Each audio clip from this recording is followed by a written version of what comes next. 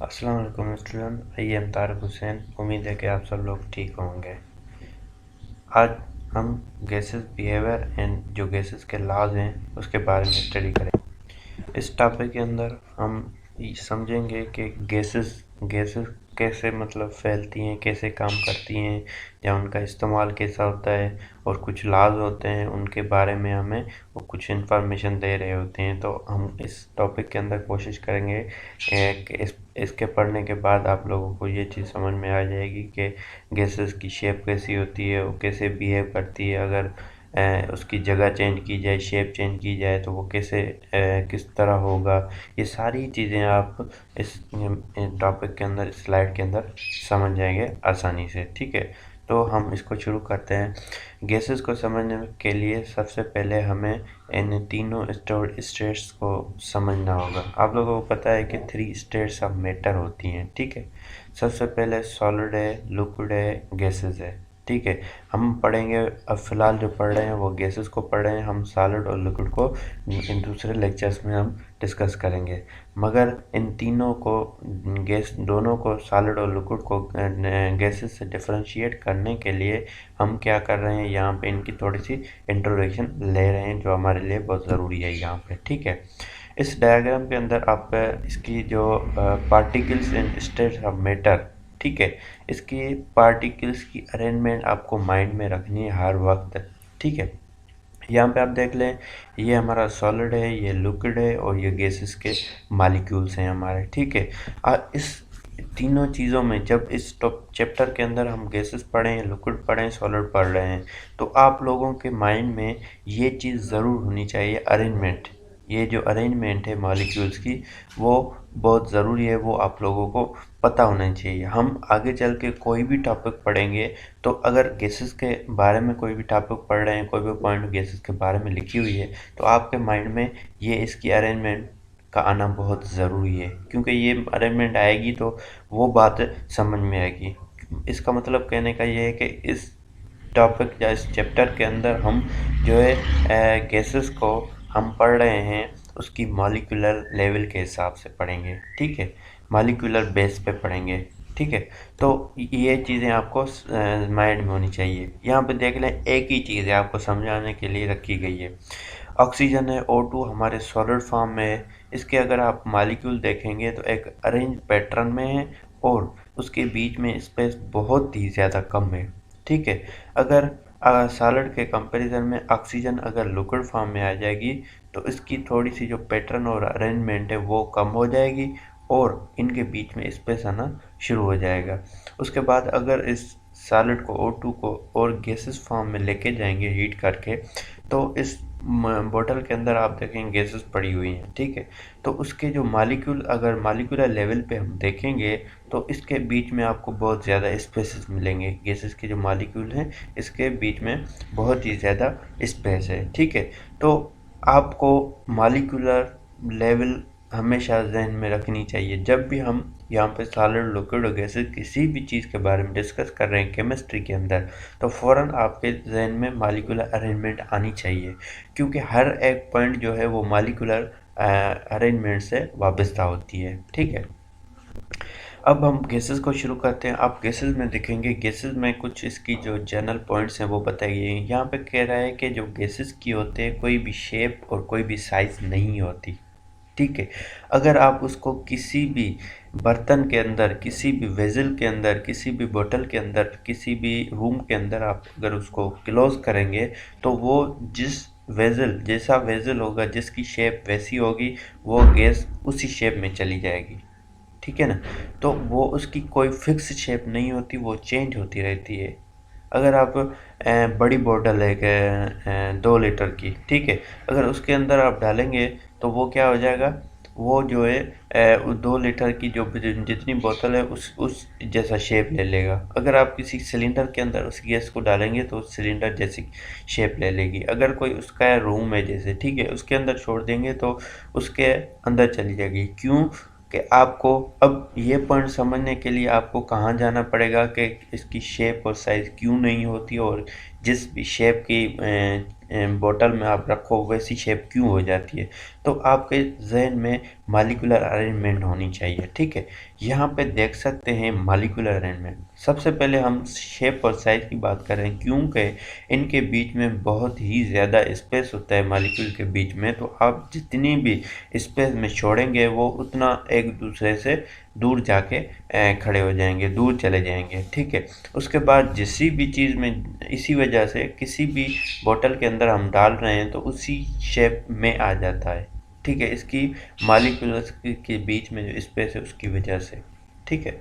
उसके बाद expands infinitely, जाहिर सी बात है किसी भी चीज़ किसी भी शेप के अंदर डाल रहे हैं, ठीक है, जैसे रूम है तो इन्फिनिट एक्सपांड हो जाता है। एक्सपांड होना मतलब बहुत ही ज़्यादा फैल जाता है, क्योंकि उसके मैंने बताया कि गैसेस के जो मॉलिक्यूल होते हैं उनके बीच में बहुत ही ज़्यादा स्पेस होती है, तो इसी वजह से वो एक दूसरे से बहुत ज़्यादा दूर रह सकते हैं, ठीक है, दूर जा सकते हैं। उसके बाद unfortunately fill the available space, जितना भी स्पेस होगा वो इसी बहुत ज़्यादा स्पेस होने की वजह से जितना भी स्पेस है उसमें फैल जाते हैं मॉलिक्यूल, गैसेस के कवर कर लेंगे। उसके बाद exert pressure on its surrounding, अपनी सराउंडिंग पे प्रेशर एग्जर्ट करते हैं। वो कैसे प्रेशर एग्जर्ट करते हैं मैं आगे चल के आपको ये पॉइंट समझ में आ जाएगी प्रेशर वाली, ठीक है। यहाँ पे देख लें इसके कुछ मेन फीचर्स हैं। अब जैसे ही हम मेन फीचर इनकी बात करेंगे तो आपके जहन में इसकी मॉलिक्यूलर अरेंजमेंट होनी चाहिए, ठीक है। जैसा कि देख सकते हैं कि हाईली कंप्रेसिबल सबसे पहली पॉइंट है। गैसेस जो होती हैं वो हाईली कंप्रेसिबल होती हैं, क्यों? अभी सवाल आप लोगों के माइंड में ये आ रहा है, ये क्यों हाईली कंप्रेसिबल है? मैंने आप लोगों को बताया जब कोई भी हम पॉइंट पढ़ रहे हैं तो मॉलिक्यूलर अरेंजमेंट होनी चाहिए। आपको पता है कि गैसेस के मॉलिक्यूल क्या होते हैं, एक दूसरे से बहुत ज़्यादा मुफासले पे होते हैं, एक दूसरे से बहुत ज़्यादा दूर होते हैं। तो हम प्रेशर जैसे ही अप्लाई करेंगे, इसके अंदर ये गैस फिल है, ये ऊपर पिस्टन लगा हुआ है, ये मूवेबल है, ऊपर नीचे जा सकता है, इसको पिस्टन कहते हैं, ठीक है। जैसे भी इस पिस्टन के ऊपर आप प्रेशर डाल रहे हैं तो हमारी गैसेस क्या है, गैसेस मॉलिक्यूल पहले इसमें क्या थे, बहुत दूर थे, तो प्रेशर डालने से वो और करीब हो जाएंगे, ठीक है। और ज़्यादा प्रेशर, जैसे ही ज़्यादा प्रेशर करेंगे तो वो और ज़्यादा करीब हो जाएंगे। तो इसके कहने का मतलब है कि हाईली कंप्रेसिबल है। हाईली कंप्रेसिबल क्यों है? अपनी मॉलिक्यूलर अरेंजमेंट की वजह से, क्योंकि उस गैसेस के जो मॉलिक्यूल होते हैं, मैंने आपको यहाँ पे डिस्कस किया कि बहुत ज़्यादा दूर होते हैं, बीच में स्पेस होता है, तो इसको हम कंप्रेस करके मॉलिक्यूल्स को आपस में करीब ला सकते हैं, ठीक है। ये पॉइंट आपको समझ में आ गई होगी। उसके बाद मैंने आप लोगों को यहाँ पे बताया कि यहाँ पे देख सकते हैं एक्सर्ट प्रेशर ऑन सराउंडिंग, अपनी सराउंडिंग पे एक्सर्ट प्रेशर कैसे करता है, ये यहाँ पे देख लें, तीनों चीज़ें हैं। ये बात आप लोगों को माइंड में रखनी है, ठीक है। सबसे पहले ये कह रहा है कि exert pressure equally in all direction, सभी डायरेक्शन में जो प्रेशर एक्सर्ट करता है वो इक्वली होता है। कैसे? यहाँ पे देख सकते हैं, सबसे पहला सॉलिड है, लिक्विड है, गैसेज है। इस चीज़ को समझने के लिए आप यहाँ पे एरोज देख रहे हैं, एरोज दिए हुए हैं। अगर हम सॉलिड की बात करें तो सॉलिड अपने आप फोर्स देता है ऊपर से, अगर ठीक है, अब सॉलिड की कोई एक पीस पड़ी हुई है वो क्या कर रही होगी, ऊपर से जो है अपना प्रेशर दे रही होगी एक ही डायरेक्शन में, सिर्फ ऊपर से नीचे। अगर आप लिक्विड की बात करें तो लिक्विड एक बर्तन में पड़ा हुआ है, जिस जगह पे लिक्विड मौजूद है उसी डायरेक्शन में अपना प्रेशर देगा।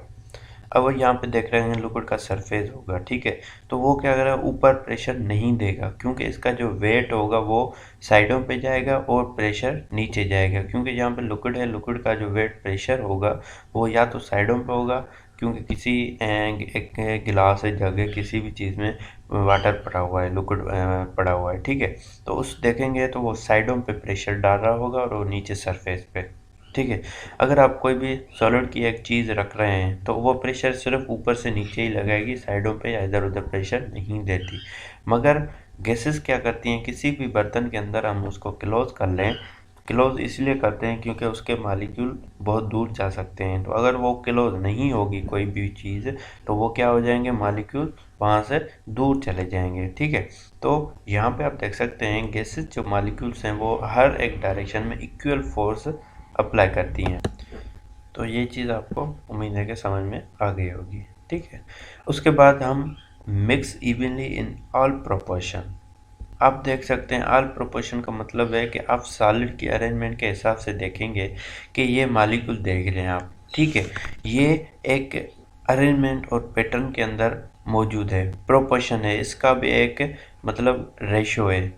ठीक है, अब ये देख लें, ये अगर इसको हम एक सॉलिड कंसीडर कर रहे हैं तो इसके अंदर ये एक एक मॉलिक्यूल, ठीक है, वो अपना एक क्या रखती है, अपनी प्रोपोर्शन है, उसकी अपनी हैसियत है। यहाँ पे एक मॉलिक्यूल यहाँ से अगर निकाल लेंगे तो इसकी स्ट्रक्चर क्या हो जाएगी, सॉलिड की आगे पीछे हो जाएगी। उसके बाद अगर लिक्विड की बात करें, लिक्विड के मॉलिक्यूल आप देख सकते हैं, ठीक है, यहाँ से लेकर यहाँ तक या यहाँ से लेकर यहाँ तक, तो इसके मॉलिक्यूल्स हैं। मगर इन दोनों, इन तीनों चीज़ों में सॉलिड, लिक्विड और गैसेस में आपको एक चीज़ का डिफरेंस ज़रूर नज़र आ रहा होगा। यहाँ पे देख रहे होंगे कि जो सॉलिड है वो एक पैटर्न में अरेंज होता है, ठीक है, लिक्विड नहीं होता और गैसेस तो बिल्कुल भी नहीं होते। ठीक है, अगर आपको यहाँ पे एक क्वेश्चन आ रहा है, आपको पूछ रहा है कि सॉलिड, लिक्विड और गैसेस किसकी अरेंजमेंट बेहतर होती है, तो आप कह सकते हैं कि सॉलिड की सही होती है। ये चीज़ें आपको एमसीक्यू के अंदर पूछी जाती हैं।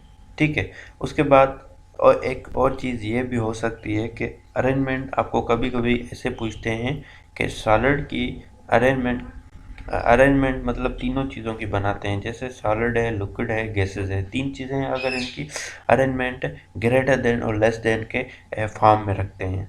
ये आपको हो सकता है यहाँ पे समझने में कोशिश करता हूँ। ग्रेटर देन आपने देखा होगा, एक साइन होती है, यहाँ पे आपको कह रहा है कि इनकी अरेंजमेंट के हवाले से इनको अरेंज करें, कि इनकी जो पैटर्न अरेंजमेंट है उसके हवाले से इनको सबको आप अरेंज करें। तो आप इसको कैसे अरेंज करेंगे, आप क्या करेंगे, इनको सॉलिड ग्रेटर देन की निशानी ऐसे होती है, यहाँ पे फोकस करें, देखें कैसे जा रही है, ऐसे लिख के ऐसे लिखते हैं, ठीक है, ऐसे करके ऐसे होता है, ये होती है greater than. Solid greater than किया क्या हो गया, लिक्विड, फिर लिक्विड ग्रेटर देन गैसेस, तो सॉलिड की अरेंजमेंट लिक्विड से ज़्यादा होगी और लिक्विड की अरेंजमेंट गैसेस से भी ज़्यादा होती है। उसके बाद हमारे ये एक लास्ट पॉइंट है 4 नंबर, ठीक है, least dense then other states of matter. यहाँ पे देख सकते हैं, जाहिर सी बात है डेंसिटी कम क्यों होती है। सबसे पहले आप लोगों को ये पता होना चाहिए कि डेंसिटी होती क्या है। डेंसिटी होती है, डेंसिटी एक रेशो है मास पर यूनिट वॉल्यूम पर वॉल्यूम। मास लिखेंगे और ऊपर क्या लिखेंगे, वॉल्यूम लिखेंगे, मास पर यूनिट वॉल्यूम। यहाँ पे आप ये देख सकते हैं,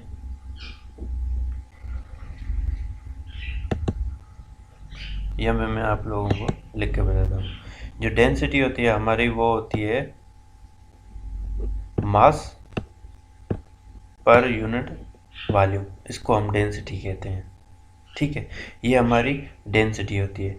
अब यहाँ पे आपको समझने की बात यह है कि मास पर यूनिट वॉल्यूम, इसका मतलब कहने का है कि यूनिट वॉल्यूम, अगर किसी एक यूनिट वॉल्यूम का ले लें, यूनिट का मतलब होती है फिक्स चीज़, कोई भी एक फिक्स आप वॉल्यूम का एक स्पेस ले लें, ठीक है, किसी भी यूनिट में, उसके अंदर मास कितना आ रहा है उसको हम डेंसिटी कहते हैं। अगर मास ज़्यादा आएगा तो डेंसिटी ज़्यादा होगी।